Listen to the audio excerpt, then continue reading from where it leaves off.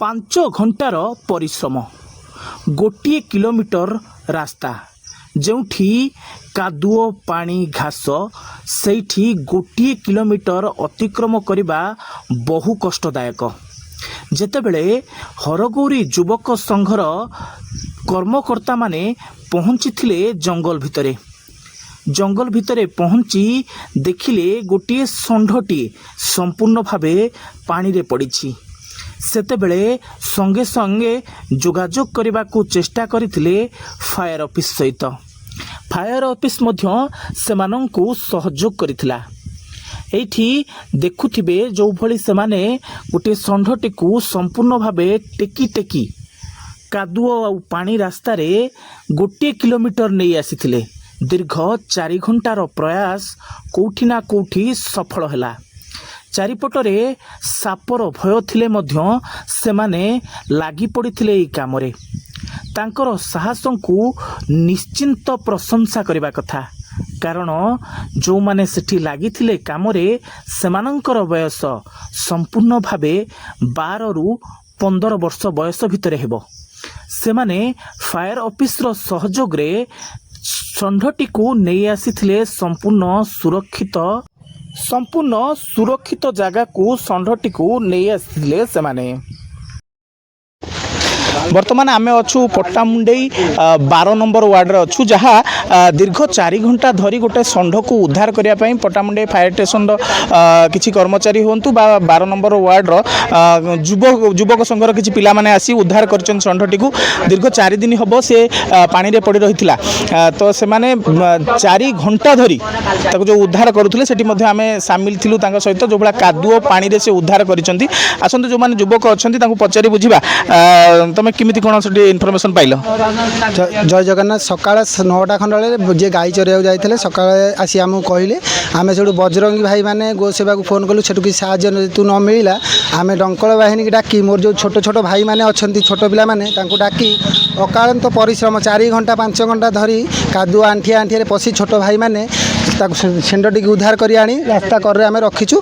Doctor डाकी सेवा करूँ कौन जहाँ हम देखुले से माने बहु कष्ट आम देखीचु जिते से पानी भितर पशिकी उद्धार करुले। प्राय से अंटाए लेखा पानी थिला जो मैंने बहु कष्ट आम पछरे थिलु। आउ जने भाई कहे केते कष्ट उद्धार करने समय कहतुनी जो भाया कष्ट एत लेखा कादुअरे पशिकी आम से बाउंस कांदेकी नहीं आईचु। छोट मोट जीवटा नुहे ना जहाँ बेले भी गोटे कष्ट हो माने नजर रखी केमी कौन नहीं आईचु से गोटे मेन माने मोटिव थिला आमर।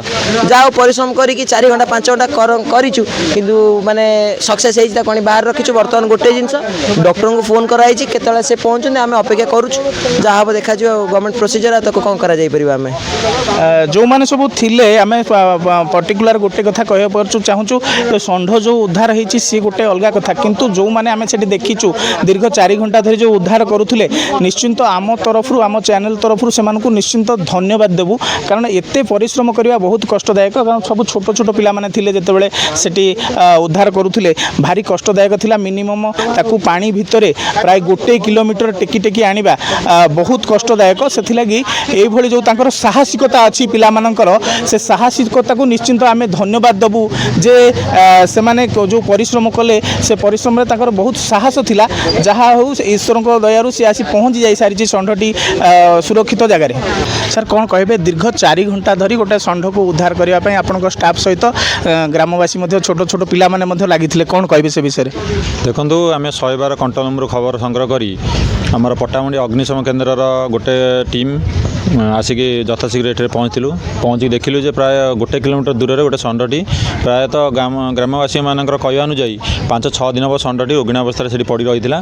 जाऊ अशेष अशेष धन्यवाद देवी ग्रामर समस्त पिलामानंकु उद्यम बल में षंढटी आम प्रायतः आनुमानिक 3 ରୁ 4 क्विंटाल हम षंढटी ओजन आ रोगग्रस्त अवस्था थिला से ठीक से चली पार नथिला। सेमानंकर साहाय्य बल में आम षंढटी को प्रायतः गोटे किलोमीटर दूर नदी पानी जेहेतु माड़ी आसला पानी रे आम कादुअरे आम प्रायतः गोटे किलोमीटर दूर आम उद्धार करी एबे सक्सेस हेलु आ षंढटी को एबे आनिकी स्थल भाग रे ताको रखी जाउछु। ଦୀର୍ଘ 4 ଘଣ୍ଟା ପରେ ସେମାନଙ୍କ ମୁହଁରେ ଫୁଟିଲା ହସ। ସମସ୍ତଙ୍କ ମୁହଁରେ ସେଇ ଗୋଟିଏ ନାରା ଥିଲା, ଜୟ ଜଗନ୍ନାଥ। ଯେତେବେଳେ ଷଣ୍ଢଟିକୁ ସେମାନେ ଉଠେଇ ଆଣୁଥିଲେ ସେତେବେଳେ ନିଶ୍ଚିନ୍ତ ସମସ୍ତଙ୍କ ମୁହଁରେ ସେଇ ଗୋଟିଏ ନାଁ ଥିଲା, ସେଇ ଜଗନ୍ନାଥଙ୍କର ନାଁ। ଶେଷରେ ପଟ୍ଟାମୁଣ୍ଡାଇ ପ୍ରାଣୀ ଚିକିତ୍ସା ଡକ୍ଟରଙ୍କ ଦ୍ୱାରା ଏହି ଷଣ୍ଢଟିର ଚିକିତ୍ସା କରାଯାଇଥିଲା। ତ ସେହି ଷଣ୍ଢଟି ଆପଣ ଦେଖୁଥିବେ କିଭଳି ଡକ୍ଟର ଆସି ତାଙ୍କୁ ଉଠାଇ ଟ୍ରିଟମେଣ୍ଟ ଆରମ୍ଭ କରିଛନ୍ତି।